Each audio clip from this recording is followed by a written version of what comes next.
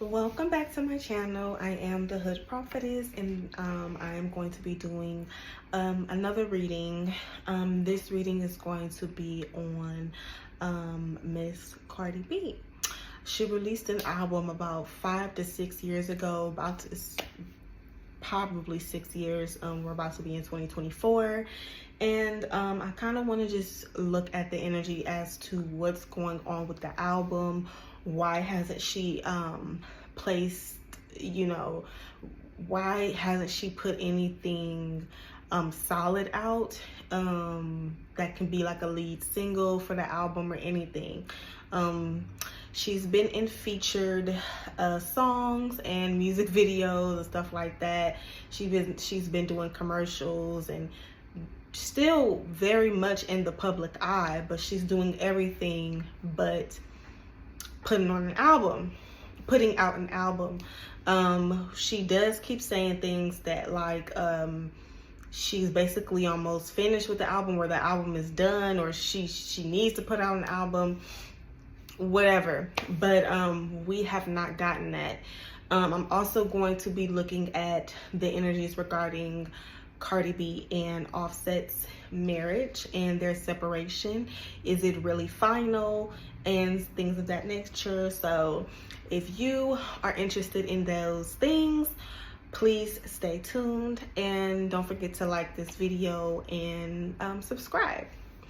And if you would like to place your suggestions in the comments, go ahead, and please be specific on what kind of questions should I ask about your favorite celebrity or missing person or whatever. Okay, so we're gonna start with the T. Where's the album? Blah blah blah. What is going on with Barty?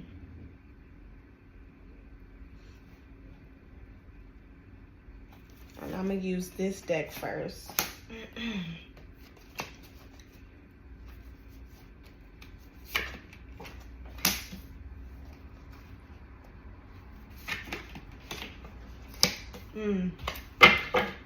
Okay, so for the first card, I have Networker. The Networker came out in reverse.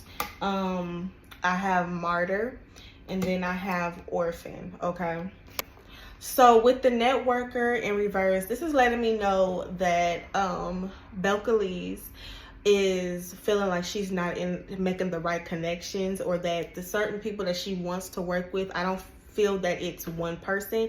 I feel that it's multiple people that she would like to work with or have connections with, in the industry. She's not able to access, or they are either rejecting her or something of that nature.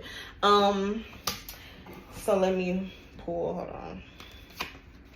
Yeah, so I got the 5 of Cups. It seems that she's getting rejected by certain artists, or to have certain deals go on, or when it comes to her creativity, certain people are not looking to work with her.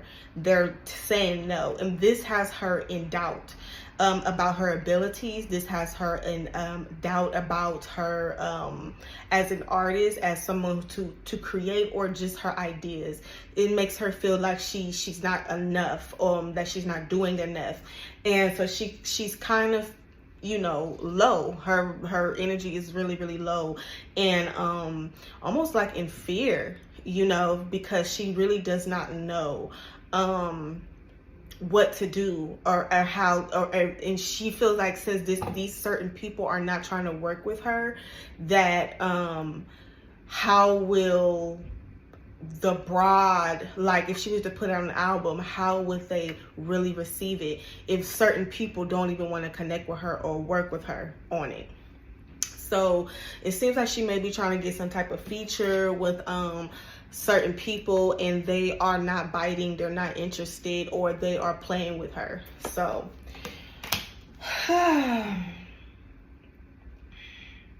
so yeah, the Martyr here, and the Orphan. Okay, so this is letting me know that Belcalis is she's feeling kind of lost. She feels like she's on her own. She may not even be getting the type of it may be a lot of things behind the scenes when it comes to support and backing her that she's not receiving from her record label and things of that nature. It's very much the business is why she's being blocked as to putting out an album. It's not just her.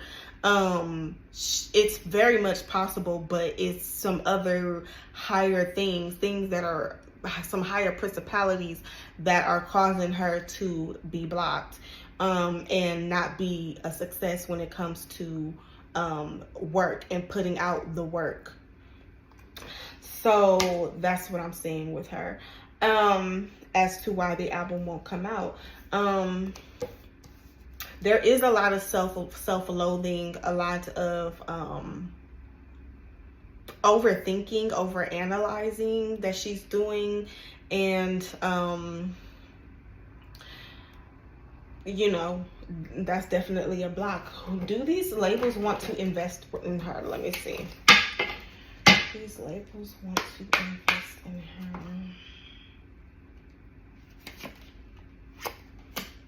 Okay, I have the 5 of Spades. Opportunity cost. Okay. No, they don't want, they don't really want to invest in her like they were trying to do in the beginning. I don't know what exactly they're doing that's making them come to that conclusion, but they have concluded that they don't want to invest in her, and they're quite over her. They're kind of quite over her contractually. They're quite over her. It's really hard for her to get backing. It's really weird because she can still, I mean, I don't know. It's, you know, she's still working. She's still putting out stuff. People are still gravitating to her. She still does have a fan base.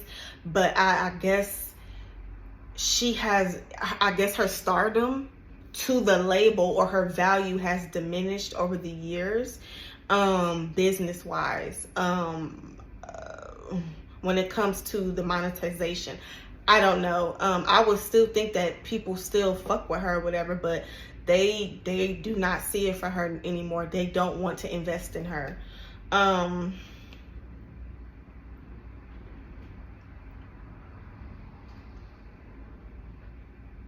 Let me read what it says.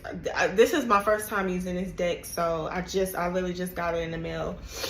It says opportunity cost is the benefit we miss out on when choosing one alternative over another. Sometimes opportunity cost is clear. If you spend $100 on clothes but could have otherwise invested at a 10% return, opportunity cost is simply the $10 in foregone interest. What's the opportunity cost of skipping a first date to work late at the office? Harder to tell. They don't see the benefit in investing in her. Like, what are we gonna get back? You know, she's never went on tour, nothing. So they're not interested. It's way deeper than the public understands regarding her album. So I mean, if she were to put out an album, how would it do?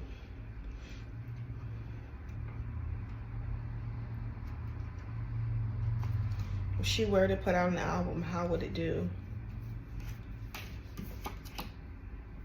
It would. Oh. Okay. Common investing mistakes: starting investing late or not investing at all. Listen, it's okay. So she would financially, it would be good. She could still put out an album, but people are not going to be that interested. We are not that interested. People are not that interested. And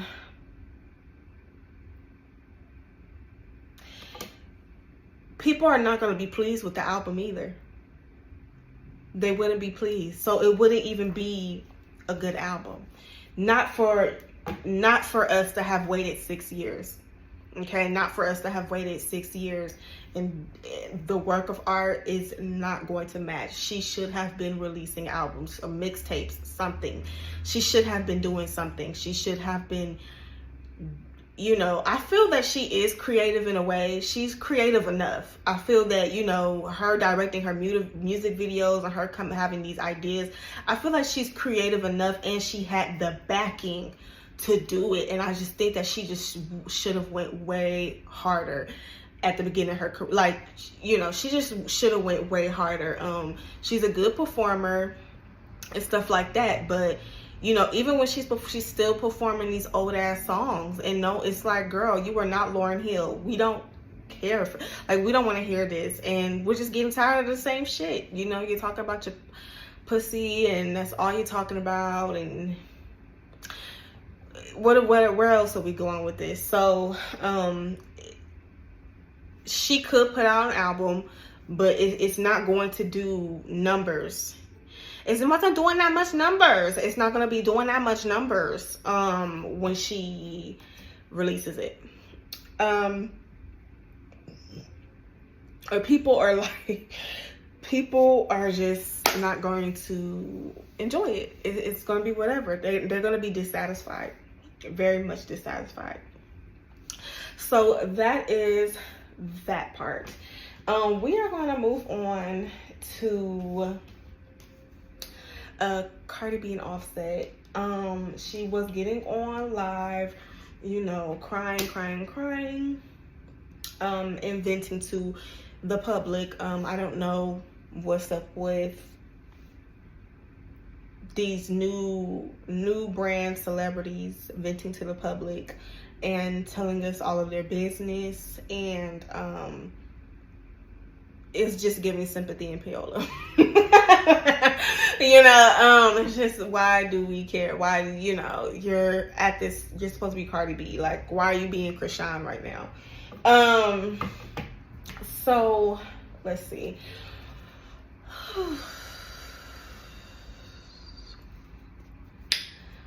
What's going on with Cardi B and Offset? You know, we understand where they stand. She is venting to us, but she's told us before that she was single and that, you know, her and Offset wasn't together. She said that a few years ago, and here we are 3 years later or whatever. So what's going on with them? Why did she come? Why did they break up?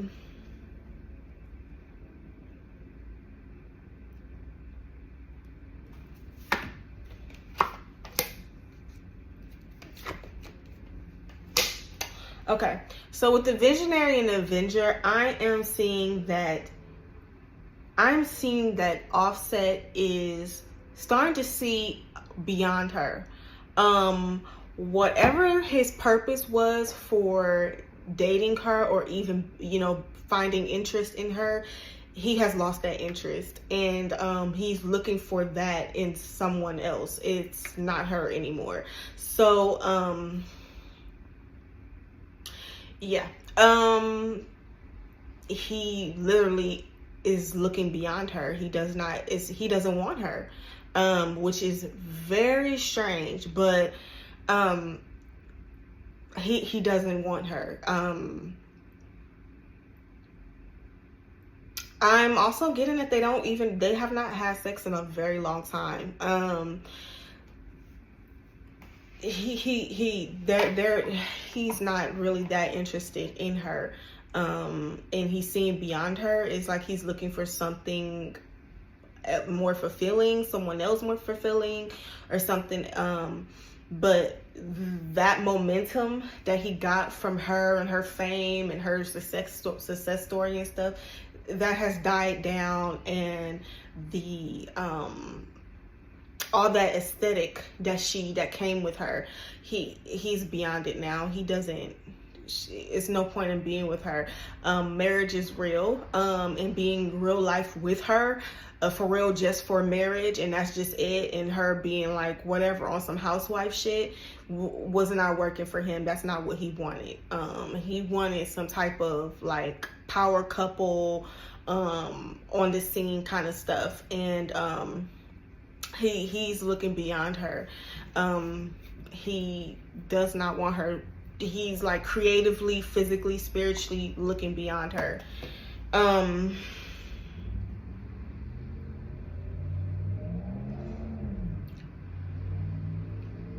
Yeah. Let me see here. Well, how does Cardi B, was Cardi B really in love? I mean, let me ask, was Offset ever really in love with Cardi B?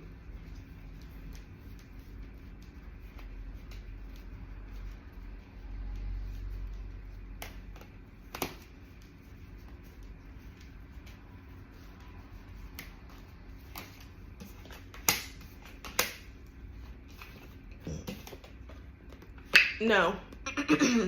No. No. Okay, no. And that's a straight no. Like, that's with a straight face. No. Mm-mm. It was never about being in love. Nothing of the sort. Nothing of the sort. Nothing. Yeah, it's a clear no. See how serious his face is. Like, no, I'm not in love with her. It's not about that. It's about business. The emperor is about business. He's a businessman. You know, he's about status. And things of that nature. So yeah, he was never in love with her. Are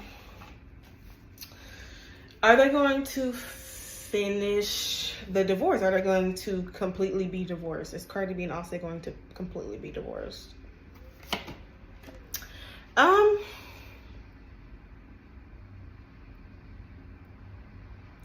think it's gonna go far. And I think they've already filed. Or already are talking to lawyers or something. It's going to go far. But it's going to be a lot of headache. It's not going to, if they do go into a divorce, it's going to be a very ugly and bitter divorce. It's not going to be, it's not going to be an easy divorce where, you know, it's going to be a long type of litigation sort of thing, maybe even over a year. It's going to take a very long time for them to get divorced, and it's just so much that's involved with them. So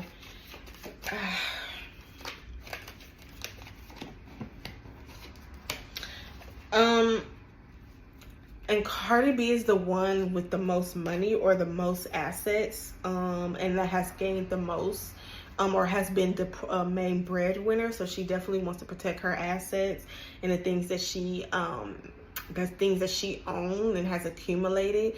She does have some investments as well, and residual stuff that she wants to keep tied down, that she wants to keep protected. So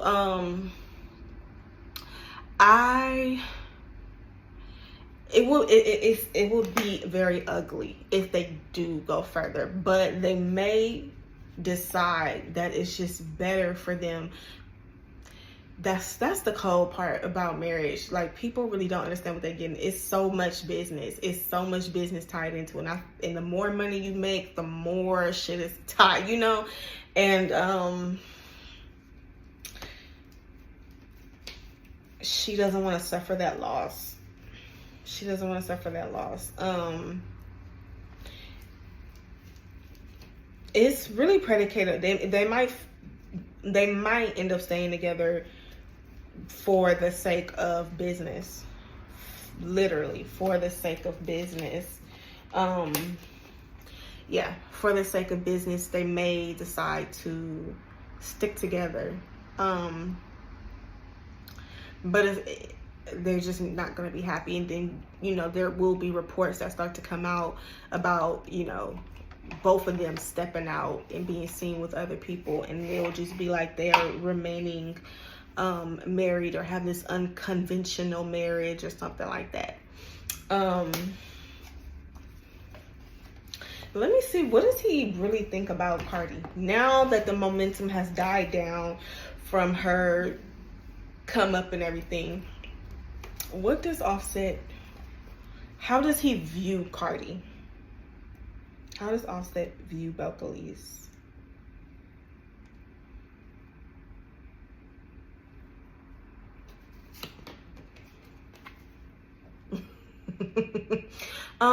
He thinks that she whines a whole lot, and she's always fucking complaining, and that nothing is ever right, that she is hard to satisfy her, and that she doesn't know what she wants in life. Especially in the industry and stuff like that. There has been a lot of missed opportunities from her. I don't know what kind of stuff, but I'm really getting like a TV show or something. That's what I'm seeing. I'm seeing like some type of TV show or like a documentary, something like that, that she missed out on. Like there, it's just, she could have just really, really went far. And he feels like a lot of the stuff that she caused for herself is her own fault, or a lot of her downfalls and mistakes are her own fault, and that she plays the victim a lot. Yeah, so that's one thing he sees about her. Okay. He feels like she's very childish with the child nature. She's very childish, and it takes her a while to process certain events that's going on, and she just kind of just acts like a child in every aspect. It's as if she really does not know. And we see one side of this woman, but he gets to see her behind closed door when it comes to making decisions, when it comes to dealing with people, dealing with managers, doing things, being creative, things of that nature. He can see her whole energy with that and experience her, and it's something that he really doesn't care for. She's not really that much of a boss as she portrays herself to be, and that kind of annoys him.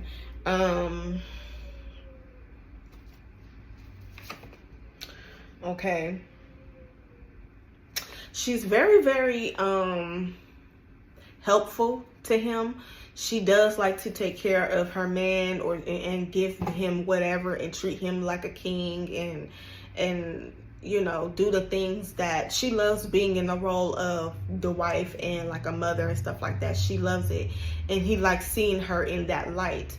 It's very satisfying to them. That is something that they can bond over, is the kids, is raising the kids. They are both very much invested in their kids' upbringing, and how they want their kids to grow up, and how they want their kids to perceive life and understand certain things. They do have agreements on that. They don't really argue about the kids. It's really just them, like their own, on a one-on-one basis. That's where the issues come up. You know, and them bonding over the children is healing for both of them. Healing their own traumas and stuff like that from their own childhood and stuff. And they talk a lot about growing up and things that they went through and stuff like that. And they know each other very well when it comes to where they come from, who they are. So that's what I'm seeing with that. That's the end of that message. But yeah, he loves seeing her as a mother. He thinks that she's a great mother, a great support system, and that she is a good partner. She's not a bad partner. He was never in love with her. He never married her for love. So, you know, it doesn't matter what she does, how she's cooking or cleaning, or how often she's, you know, sucking his dick or whatever. He does not want her. That's what people don't understand. He did not marry her for love. She was never the one for him. Maybe vice versa, he was the one for her, but she was never his one. Like, this is the one for me. And that's something that she needs to understand and comprehend. Like, she's never going to be the one. If you are not the one from the beginning, you're not going to become the one. You are not the one. So that's something that she has to understand and process for herself.